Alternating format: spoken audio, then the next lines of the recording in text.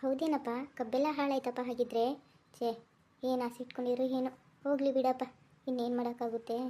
ನೀವು ಹೋಗಿದ್ದು ಒಳ್ಳೆಯದೇ ಆಯಿತು. ಇಲ್ಲ ಅಂದಿದ್ರೆ ನೋಡಿ ನಮ್ಮ ಬೀಗರು ಬರಲಿಲ್ವಲ್ಲ ಅಂತ ಬೇಜಾರು ಮಾಡ್ಕೋತಿದ್ರೇನೋ ಅಪ್ಪ.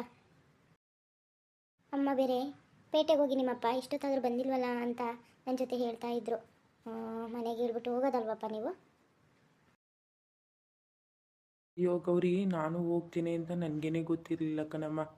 ನಾನು ಐದವ್ರ ಸಂತೆಲಿ ತರಕಾರಿಗಳು ತಗೋತಿರ್ಬೇಕಾದ್ರೆ ಅವ್ರ ಊರವರೊಬ್ಬರು ಸಿಕ್ಕಿ ನಿಮ್ಮ ಬೀಗರ ಮನೆಗೆ ಹಿಂಗಾಗಿದೆ ಅಂತ ಹೇಳಿದ್ರು.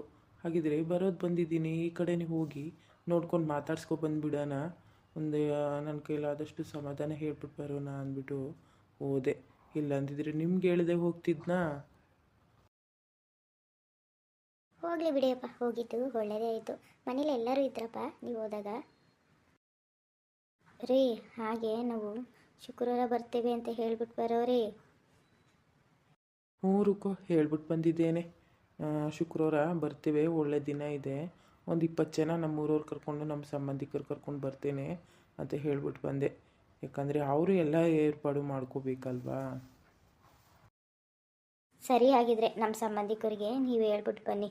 ಮತ್ತು ನಮ್ಮೂರವ್ರಿಗೆಲ್ಲ ಇವಾಗಲೇ ಹೇಳ್ಬಿಡಿ, ಹೋಗೋದು ನಾಳೆ ಅಂತ ಹೇಳಿದ್ರೆ ನೋಡಿ ಇವರು ಹೋಗೋದು ನಾಳೆ ಅಂತ ಹೇಳಿದ್ದಾರೆ ಅಂದ್ಬಿಟ್ಟು ಬರೋಕ್ಕೆ ಹಿಂದೆ ಮುಂದೆ ನೋಡ್ತಾರೆ. ಎಲ್ಲರಿಗೂ ಇವಾಗಲೇ ತಿಳಿಸ್ಬಿಡಿ. ಅಪ್ಪ, ಹೋಗೋದಕ್ಕೆ ಏನು ಮಾಡಿದ್ದೀರಾ? ಟೆಂಪೋನೋ ಆಟೋನೋ ಅಪ್ಪ?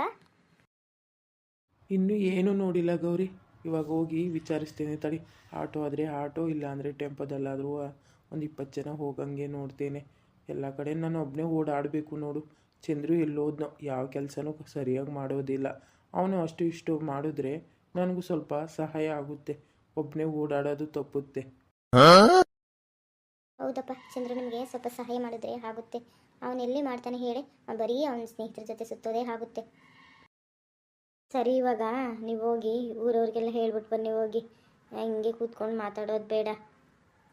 ಚಂದ್ರು ಬಂದರೆ ನಿಮ್ಮ ದೊಡ್ಡಪ್ಪನವ್ರು ಚಿಕ್ಕಪ್ಪನವರು ನಿಮ್ಮ ಅತ್ತೆಯಂದಿರಿಗೆ ಹೇಳ್ಬಿಟ್ಟು ಬಾರೋ ಅಂತ ಕಳಿಸ್ತೇನೆ. ನೀವು ಹೋಗಿ ಬೇರೆಯವ್ರಿಗೆ ಹೇಳ್ತಾ ಇರಿ. ಸರಿ, ಹಾಗಿದ್ರೆ ನಾನು ಹೋಗಿ ಹೇಳ್ಬಿಟ್ಟು ಬರ್ತೇನೆ ಎಲ್ಲರಿಗೂ. ಹೋಗೋದು ನಾಳೆ ಅಂತ ಹೇಳಿದ್ರೆ ಬರೋದಕ್ಕೆ ಹಿಂದೆ ಮುಂದೆ ನೋಡ್ತಾರೆ. ಆ ಕೆಲಸ ಈ ಕೆಲಸ ಅಂತ ಹೇಳ್ತಾರೆ. ಅದೇ ಇವತ್ತು ಹೇಳಿದ್ರೆ ಆ ದಿನದ ಕೆಲಸನ ಮುಂದಿನ ದಿನಕ್ಕೆ ಹಾಕ್ತಾರೆ. ಸರಿ, ಇವಾಗ ಮಾತಾಡೋದು ಬೇಡ, ನಾನು ಹೋಗಿ ಹೇಳ್ಬಿಟ್ಟು ಬರ್ತೇನೆ ಇರಿ. ಆಯ್ತಪ್ಪ, ಹಾಗೆ ಮಾಡಿ ಹೋಗಿ ಹೇಳಿ ಹೋಗಿ. ಅಮ್ಮ, ಏನು ಅಡುಗೆ ಮಾಡಲಿ? ಗೌರಿ, ನೀನೇನು ಅಡುಗೆ ಮಾಡೋದು ಬೇಡ. ಮದುವೆ ಆಗೋ ತನಕ ಆದರೂ ಸುಮ್ಮನೆ ಕೂತಿರು, ಆ ಕಡೆ ಈ ಕಡೆ ಓಡಾಡ್ಕೊಂಡಿರು ಸಾಕು.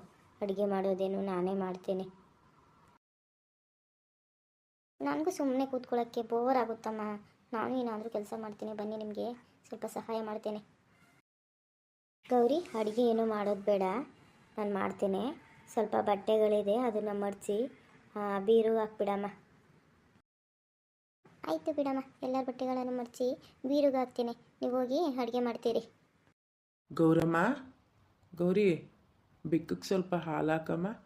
ಅವಾಗಿಂದ ಮಿಯಾವ್ ಮಿಯಾವ್ ಅಂತ ಹರ್ಚ್ಕೋತಾ ಇದೆ. ಸರಿಯಪ್ಪ, ನಾನು ಬೆಕ್ಕಿಗೆ ಹಾಲು ಹಾಕ್ತೀನಿ. ನೀವು ಎಲ್ಲೋ ಹೋಗ್ತಿದ್ದೀರಲ್ಲ, ಹೋಗಿದ್ದು ಬನ್ನಿ. ಹಾಕ್ಬಿಡಮ್ಮ. ಆವಾಗಿಂದ ಬೆಕ್ಕು ನನ್ನ ಕಾಲನೇ ಸುತ್ತಾ ಇದೆ. ಸ್ವಲ್ಪ ಹಾಲು ತಂದು ಹಾಕ್ಬಿಡು ಪಾಪ, ಹೊಟ್ಟೆ ಹಸಿತಿದೆಯೋ ಏನು. ಆಚೆ ಇರಬೇಕು, ಆಚೆನೇ ತಗೋಗಿ ಹಾಲು ಹಾಕ್ತೀನಿ ಇರು. ಶಿವ್ ಶಿವ್ ಶಿವ್ ಶಿವ್. ಅಯ್ಯೋ, ಬೆಕ್ಕಿಗೆ ಹಾಲು ತಂದೆ, ನಾಯಿಗೂ ಸ್ವಲ್ಪ ಅನ್ನ ತಂದು ಹಾಕ್ಬಿಡ್ಬೇಕಾಗಿತ್ತು. ಪಾಪ ಅದು ನನ್ನೇ ನೋಡ್ತಾ ಇದೆ. ಇವಾಗ ಹೋಗಿ ತಂದು ಹಾಕ್ಬಿಡ್ತೀನಿ ತಡಿ, ಪಾಪ ಅದು ತಿನ್ಕೊಳ್ಳಿ.